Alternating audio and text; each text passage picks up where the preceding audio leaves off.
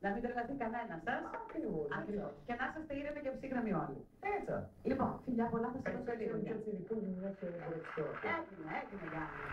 Σε ευχαριστώ πολύ. Βλέπω εδώ συγγενείς πολλούς και του Γιάννη και των άλλων συγκατοίκων.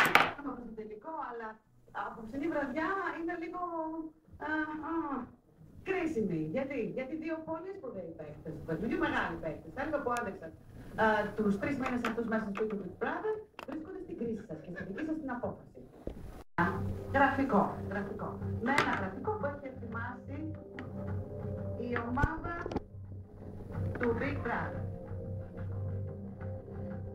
Όπως βλέπετε, μέχρι στιγμής στοιχεία διαμορφώνουν μια εικόνα όπου για κάποιους δεν είναι ευχάριστη, για κάποιους ίσως είναι. Η διαφορά, όπως βλέπετε, είναι πολύ μεγάλη, δεν ξέρω τι αστρούλια, όχι. Αν ακούσαμε, με το που δείξαμε το γραφικό, κάποιες φωνές εδώ, συμμετοχής, κραυγές των τηλεθεατών που βρίσκονται κοντά μας. Ένα «ο» και ένα «αχ». Λοιπόν, καλησπέρα σας κύριε Κουκάκη, έχετε μικρόφωνο, δεν το